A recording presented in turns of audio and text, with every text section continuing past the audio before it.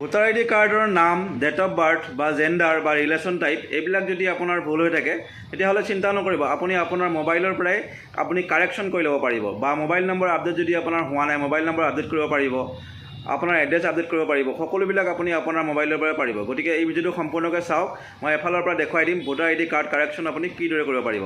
বলক ভিডিঅ'টো আৰম্ভ কৰোঁ। প্ৰথমে আপুনি আপোনাৰ মোবাইলৰ গুগল ব্ৰাউজাৰটো অ'পেন কৰি ল'ব। অ'পেন কৰি লোৱাৰ পিছতে ইয়াতে আপুনি চাৰ্চ কৰিব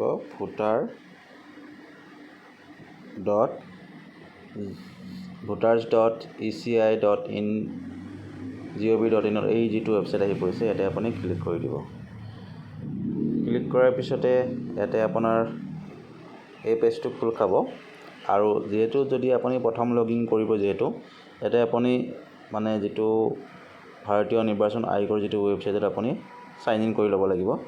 সাইন ইন কৰিবৰ কাৰণে আপোনাৰ মোবাইল নম্বৰ বা এপিক নাম্বাৰ দি আপুনি সাইন ইন কৰি ল'ব পাৰিব। তাৰপিছতে এই পেজটো খোল খাব। খোল খোৱাৰ পিছত এই পেজটোত আপুনি তললৈকে আহিব, যিটো ফৰ্ম 8 যিহেতু আপুনি কাৰেকশ্যন কৰিব ভোটাৰ আইডি কাৰ্ডখন আপোনাৰ, এই ফৰ্ম 8ত আপুনি ক্লিক কৰিব লাগিব। ক্লিক কৰাৰ পিছতে ইয়াতে আপুনি এটা অপশ্যন আছে এপ্লিকেশ্যন ফৰ সেল্ফ আৰু এটা আছে আদাৰ যিটো আপোনাৰ ইলেক্টৰ বুলি আছে। যেহেতু আপুনি নিজে কৰিব তেতিয়াহ'লে সেল্ফ কৰিব, যদি আপোনাৰ ফেমিলি মেম্বাৰৰ কাৰণে কৰিব বিচাৰে তেতিয়াহ'লে আদাৰ চিলেক্ট কৰিব।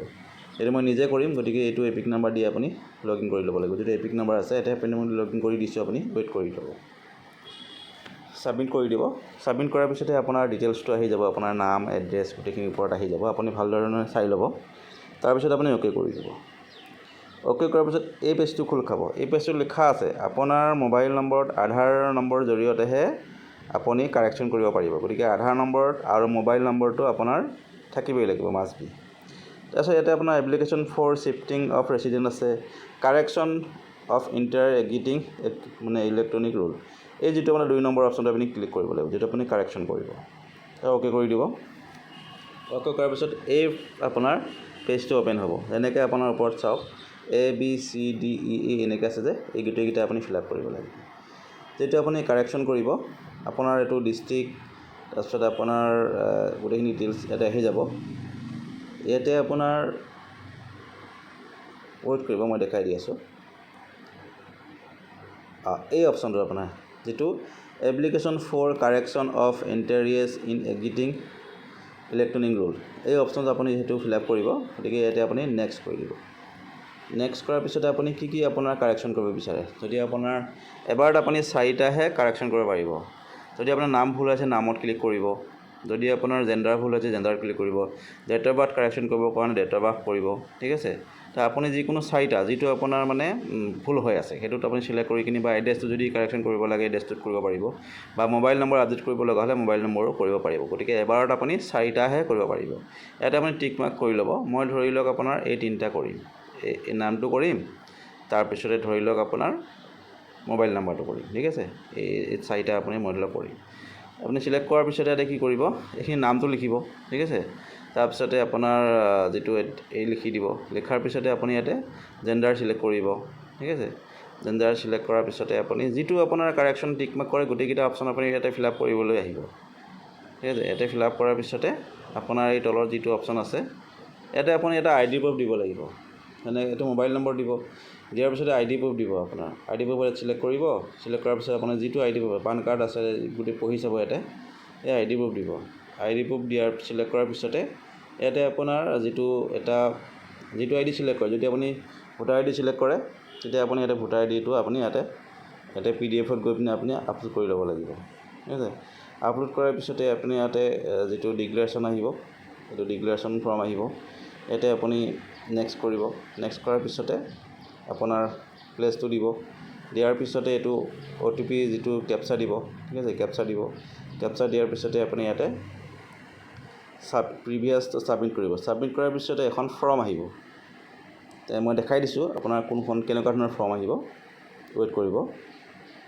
তাৰপিছত এই ফৰ্মখন আপুনি চাই ল'ব ইয়াতে ইয়াতে আপোনাৰ গোটেই ডিটেইলছ থাকিব, আপোনাৰ নাম থাকিব, যিটো এপিক নাম্বাৰ থাকিব, এইবিলাক আপুনি সম্পূৰ্ণকৈ চাই ল'ব শুদ্ধ হৈ আছে নে নাই। তাৰপিছত আপুনি কি কৰিব, একেবাৰে তলত আহিব, চাওক ইয়াতে ই চাইন এণ্ড ছাবমিট বুলি অপশ্যন আছে, ইয়াতে আপুনি ক্লিক কৰি কিনি লৈ ল'ব বা এইটো ডাউনলোড কৰি ল'ব পাৰিব এখন আপুনি হা ইয়াতে আপুনি চানেলত আপুনি ছাবমিট কৰি দিব ছাবমিট কৰাৰ পিছতে ইয়াতে লিখা আহিব are you sure you want to submit this form এনেকৈ আহিব ইয়াতে আপুনি য়েছ কৰি দিব